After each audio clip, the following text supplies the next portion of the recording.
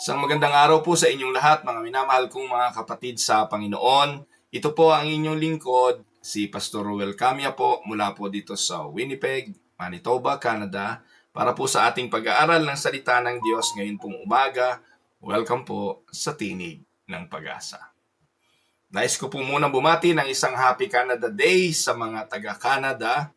Holiday po ngayong araw at purihin ang Panginoon sa pagkakataon na ipinagkaloob sa atin upang makapag-aral ng salita ng Diyos. At ngayon po ipagpapatuloy natin ang atin pong series on the book of James at nasa chapter 2 verses 14 to 26 na po tayo. Ang ating pag-aaralan ngayon ay pinamagatang Faith That Works. Faith That Works. James chapter 2 verses 14 to 26. Samahan po ninyo ako at atin pong basahin ang mga talata. What good is it, my brothers and sisters, if someone claims to have faith but has no deeds? Can such faith save them? Suppose a brother or a sister is without clothes and daily food. If one of you say to them, "Go in peace, keep warm and well fed," but does nothing about their physical needs, what good is it? In the same way, faith by itself, if it is not accompanied by action, is dead. But someone will say, "You have faith, I have deeds. Show me your faith without deeds, and I will show you my faith with my deeds." You believe that there is one God. Good. Even the demons believe that and shudder. You foolish person, do you want evidence that faith without deeds is useless? Was not our father Abraham considered righteous for what he did when he offered his son Isaac on the altar? You see that his faith and his action were working together, and his faith was made complete by what he did. And the scripture was fulfilled that says, Abraham believed God, and it was credited to him as righteousness, and he was called God's friend. You see that a person is considered righteous by what they do and not by faith alone. In the same way, was not even Rahab the prostitute considered righteous for what she did when she gave lodging to the spies and sent them off in a different direction? As the body without the spirit is dead, so faith without deeds is dead. Pagpalain ng Panginoon ang pagkabasang ito ng kanyang mga banal na salita na sa araw na ito'y ating pagbubulay-bulayan.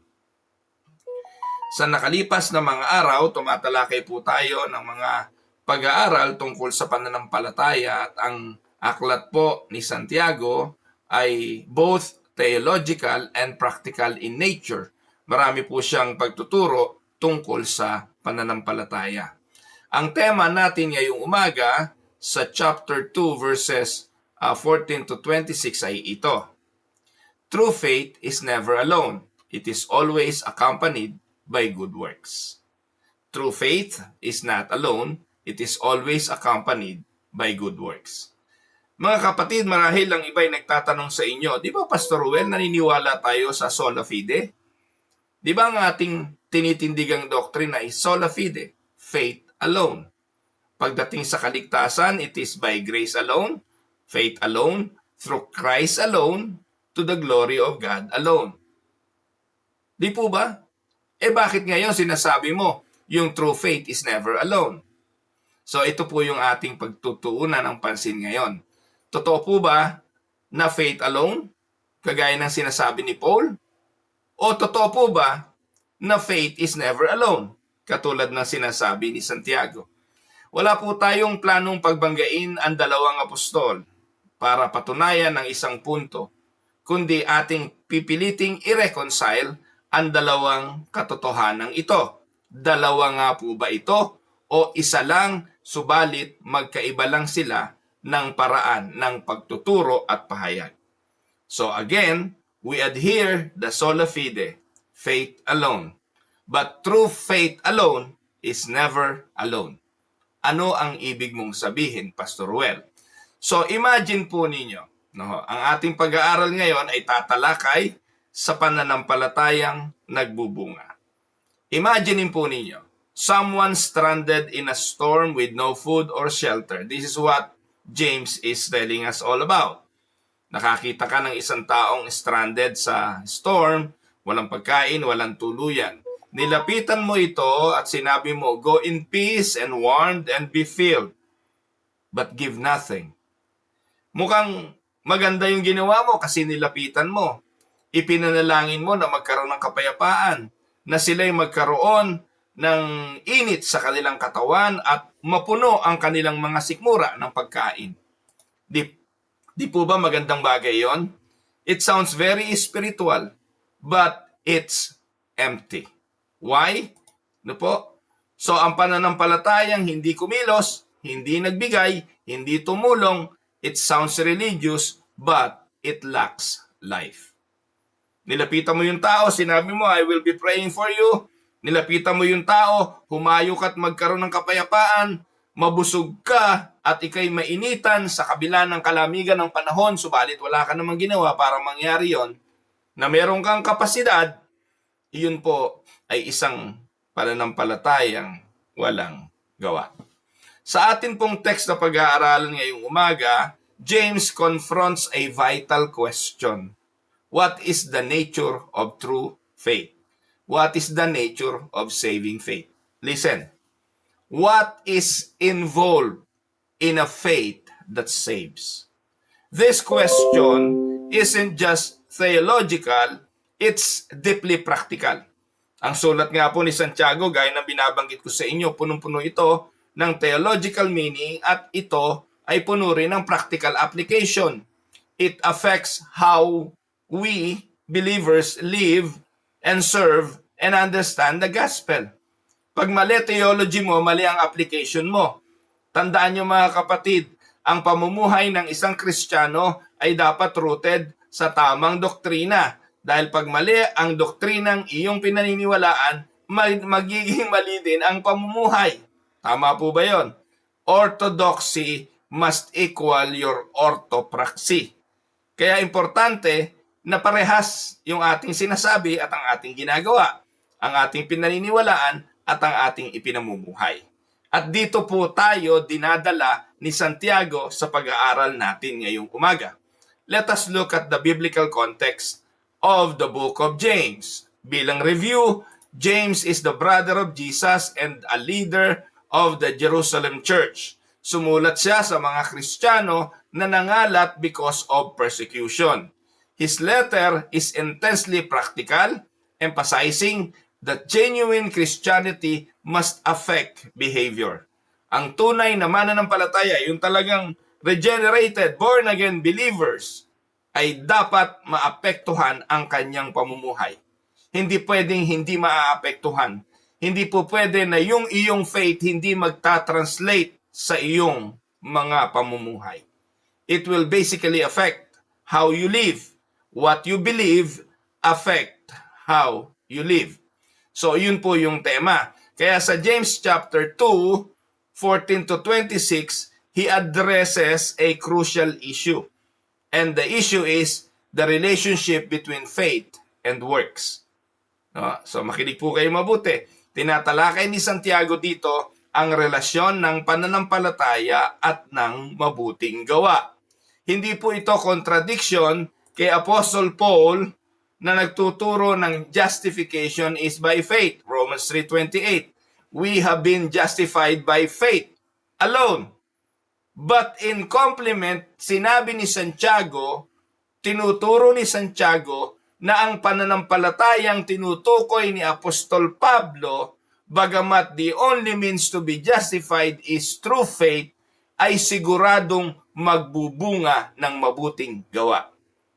Hindi po sila nagkokontrahan. While Paul addresses the root of salvation, which is faith alone, James speaks of the fruit of salvation, which is faith that works. Malinaw mga kapatid, sinabi ni Santiago, ang kaligtasan, pagpapawalang sala, ay makakamit lang ng tao sa pamamagitan ng pananampalataya. Praise the Lord. Amen po dyan si Santiago. Pero sinabi ni Santiago, ang pananampalatayang nagpatawad at nagligtas ay hindi pwedeng alone dahil sigurado na magbubunga ito ng mabuting gawa. Amen? Now, tanong, may kontrahan ba? Wala. Binibigyan lang po ng malalim na compliment ni Santiago si Apostle Paul, who thought that justification is by faith alone. Kaya let us go and study the verses. Pumunta tayo sa exposition of the text, gaya po ng lagi nating ginagawa. Dito po sa TNP, we will be discussing verses one at a time. So, unahin po muna natin yung sinasabi ni Santiago dito na patay na pananampalataya. There is what we call dead faith according to James. At mababasa po natin ito sa verses 14 to 17. James chapter 2, 14 to 17. Sabi ni James, what good is it, my brothers and sisters? Lagi nyo mababasa yan dyan, no po?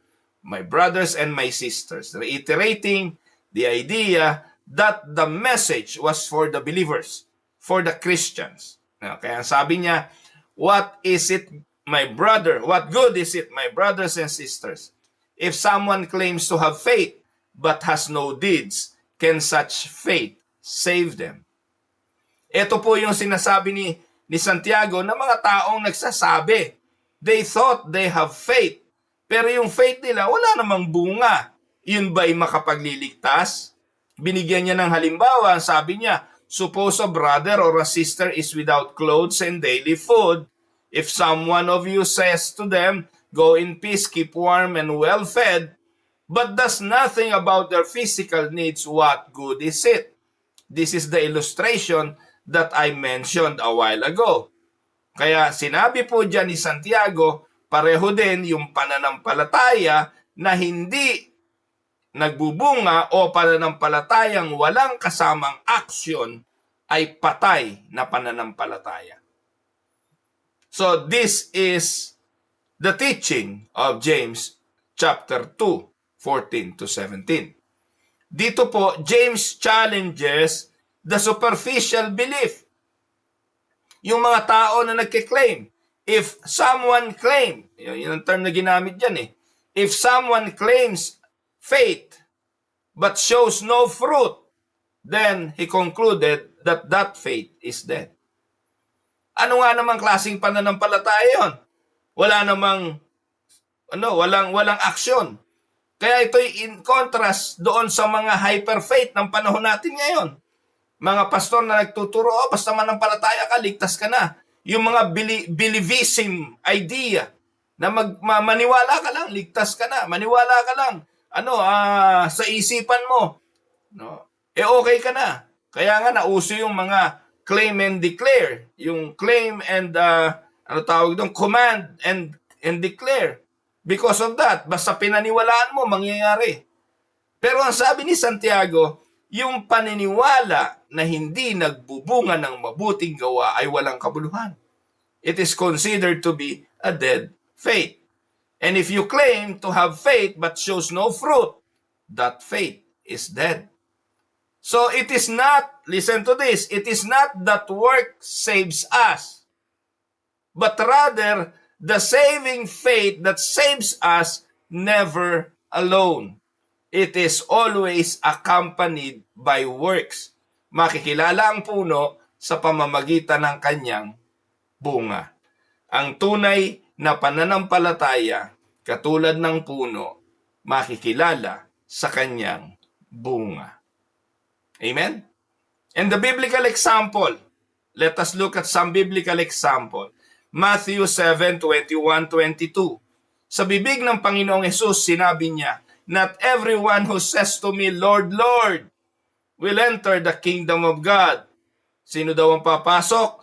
Only the one who does the will of my Father who is in heaven. Marami pong pwedeng sabihin, I have faith, I have faith. Lord, Lord, Lord, Lord. Pero wala namang bunga yung kanilang Lord, Lord, Lord, Lord. Wala pong silbi yun. Sino daw ang maliligtas according to the mouth of the Lord Jesus? Only who does the will of my Father. That is the faith that works. the faith that will obey the will of the Father. Sinundan pa niya sa verse 22, many will say to me on that day, Lord, Lord, did we not prophesy in your name, and in your name drive out demons, and in your name perform miracles? If you will read the succeeding verses, sasabihin ng Panginoon, magsilayo kayo sa akin, mga manggagawa ng masama, hindi ko kayo nakikilala. So Jesus, in His own words, declares that only the faith that produces works is the true kind of faith. 1 John 3:7 says, but if anyone has the world's goods and sees his brother in need, yet closes his heart, how does God's love abide in him? Ito po ang totoo mga kapatid, makinig po kayo. Yung tunay na mananampalataya, the true believer of Christ, who says they have faith in their heart and in their minds, hindi matitiis na meron siya pero hindi siya tutulong. Maniwala po kayo. Naniniwala po tayo sa katotohanan na ang espiritong nananahan sa atin ay hindi passive, hindi bulag, hindi walang pakialam. Ang espiritong pinananahanan ng ang Kristiyanong pinananahanan ng espiritu ng Diyos, sigurado magbubunga ang espiritong yon at ang bunga ng Espiritu Santo, Galatia 5:22-23, ay pag-ibig, pagpapahinuhod, kagandahang loob, kagalakan at marami pang iba. And those are considered to be good works.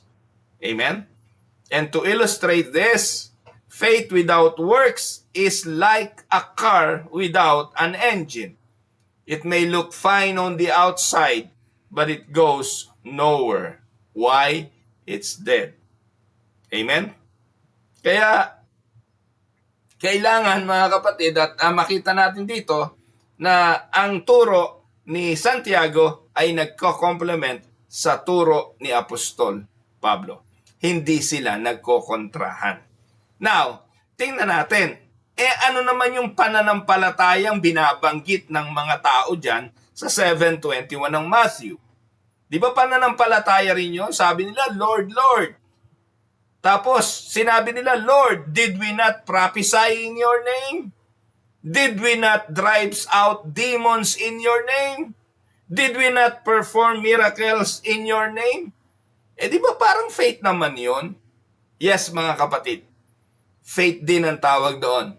Pero tandaan po ninyo, may iba't ibang uri ng faith. At sa susunod pong mga talata, makikita natin ang isang uri ng faith. Ano yon? Ito yung tinatawag na demonic faith. Verse 18 and 19. But someone will say, you have faith, I have deeds. Show me your faith without deeds, and I will show you my faith by my deeds. You believe that there is one God. That's good. That's faith. Even the demons believe and shudder. Sabi mo, there is one God? Yes. Take note. Yung atheists, they deny God. They deny the existence of God. They don't believe that God exists. Yun yung atheist. Pero itong mga taong ito na binabanggit dito sa verse 19, hindi yan atheist. Sila po'y naniniwalang may Diyos. Naniniwala silang ang Diyos ay creator. But they don't believe that this God is powerful and this God is the only way to salvation. At ang sabi nga dyan ni Santiago mabuti naman yon, naniniwala kayong may isang Diyos. Good. Pero ang demonyo man, naniniwala na may isang Diyos, nanginginig pa. So here, if we are going to look, James heightens the argument. Itinaas ni James ang argumento na yung intellectual belief is not saving faith. Yung mga intellectual belief, we cannot deny Many people cannot deny the reality that this world does not just exist from nothing. Marami pong mga tao naniniwala talaga na hindi naman basta lumitaw lang isang bagay na walang manlilikha. Itong mundong ito, hindi naman to basta lang lumitaw ng walang lumikha. Ang tao, hindi lang tayo basta lumitaw dito na may ganitong karunungan ng walang lumikha. Many people believe that there is a creator and that creator is God. Pag kinausap mo nga ang mga tao, dinidinay nga lang nila minsan kung sino yung God, they say that they believe in a higher being. Sa isang makapangyarihan, kung sino man yon, wala silang pakialam, basta naniniwala sila na there is a God. Pero ang sabi ni Santiago, that is good. Even the demons believe that, and they shudder. So here's James is telling that intellectual belief alone is not saving faith. Even demons have the orthodox theology, and they believe the basic. The demons have orthodox theology. They believe that God exists. They believe in God's existence. They believe in God's power. Even Jesus as the Son of Man, at the Son of God, ay bahagi ng kanilang pinaniniwalaan. Di ba nga, ang sabi ng demonyo, di ba anak ka naman ng Diyos? Tumalong ka dyan, ililigtas ka ng iyong mga anghel. Even the demons believe that Jesus is the Son of God. But they do not love, they do not trust, and they do not submit to Him. That is not saving faith. Ang tawag natin dyan, demonic faith. The faith of the demon. The faith of the devil. Because the devil, according to James, also have faith. At ang mabigat nga, ang faith na ito, nanginginig pa. So anong practical example nito? A person may know all the catechism's answers. They attend church faithfully, yet still lack genuine trust in Christ that results in repentance and good works. Yan ang kailangan. Ang nagliligtas na pananampalataya ay ang pananampalatayang namumunga, nagre-resulta ng pagsisisi ng kasalanan at mabuting gawa. Amen? So, kung hindi nagbubunga, ang sabi ni Santiago, kagaya lang yan ang faith ng demonyo, nanginginig pa. They know God, they know the existence of God, they know the power of God, but they don't put their trust, their faith, and love and submit to God. Amen? Now, ano yung pangatlong pananampalataya? The third faith is a living faith. Saan natin mababasa yan? So verses 21 to 24. Nagbigay si Santiago sa atin ng mga positive example ng living faith. Sino-sino? Inuna niya si Abraham. Now, so James turns to positive example. He used Abraham as an example. Verses 21 to 24. Sabi diyan, was not our father Abraham considered righteous for what he did? When he offered his son Isaac on the altar, you see that his faith and his action were working together. And his faith was made complete by what he did. And the scripture was fulfilled that says, Abraham believed God, and it was credited to him as righteousness. And he was called God's friend. You see that a person is considered righteous by what they do and not by faith alone. So dito, James refers to the Old Testament verses of Genesis chapter 22. Not to contradict Paul, who uses Genesis chapter 15. But to show that Abraham's faith was proven genuine through his obedience. Hindi naman po rocket science yan. Pinakikita lang dyan ni Santiago na yung pananampalatayang totoo ni Abraham ay nagbunga ng kanyang pagsunod. Kung hindi siya sumunod, yung pananampalatayang meron siya ay katulad lang ng pananampalataya ng mga demonyo na nanginginig pero hindi sumusunod at walang bunga. Pero pinatunayan, dyan sa Genesis 22, na ang pananampalataya ni Abraham ay hindi patay, ito ay buhay na pananampalataya dahil nagresulta ito ng pagbubunga at pagsunod. Amen mga kapatid? Kaya ano ang ating Reformed insight in regards to this? Tandaan, justification is by grace through faith alone, sola fide. But true faith is validated by works. Amen? Ang totoong pananampalataya ay pinapatunayan ng mabuting gawa. So, anong sabi ni John Calvin? John Calvin said, "It is faith alone that justifies, but the faith that justifies is never alone." Dapat po'y malinaw yan sa atin. Gumamit pa si James ng isa pang example at ito ay si Rahab. Verse 25. Sa verse 25, ang sabi, "In the same way, was not even Rahab the prostitute considered righteous for what she did when she gave lodging to the spies and sent them off in a different direction?"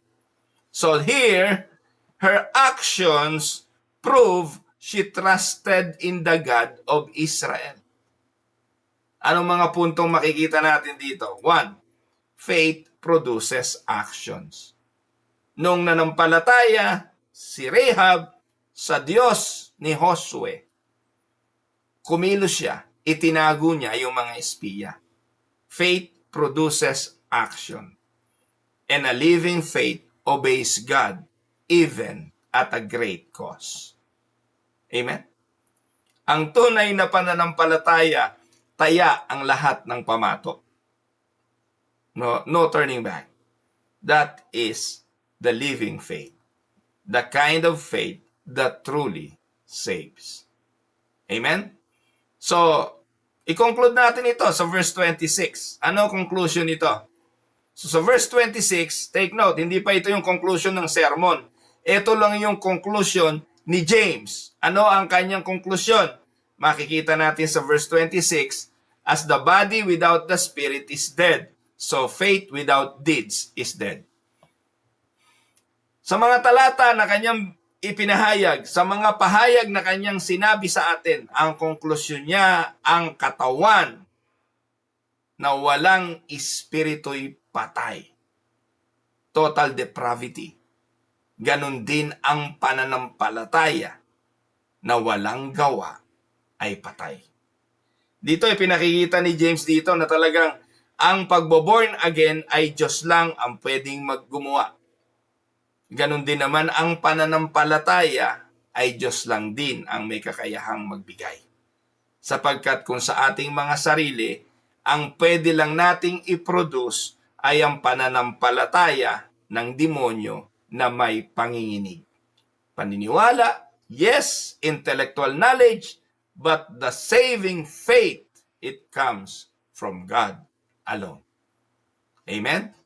So, a living body breathes, moves, grows. A living faith works, obeys, loves. Amen? Ang buhay na katawan, humihinga, kumikilos, lumalago. Ang buhay na pananampalataya, gumagawa, sumusunod, nagmamahal. Amen? Now, let us go to the practical application of this matter. Ano ang ating mga pwedeng gawin? Una, examine natin ang ating pananampalataya. Do you merely claim to believe, or is there fruit of obedience? Are you loving your neighbor?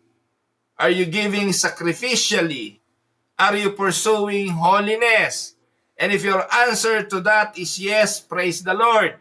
But if you answer no to those, no, you don't have that kind. You don't have the saving faith that James is describing.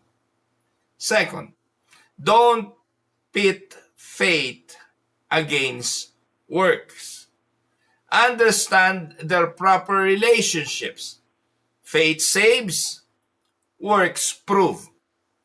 Huwag nating pagkontrahin yan. Malinaw naman po ang turo. Ang pananampalataya ang nagliligtas.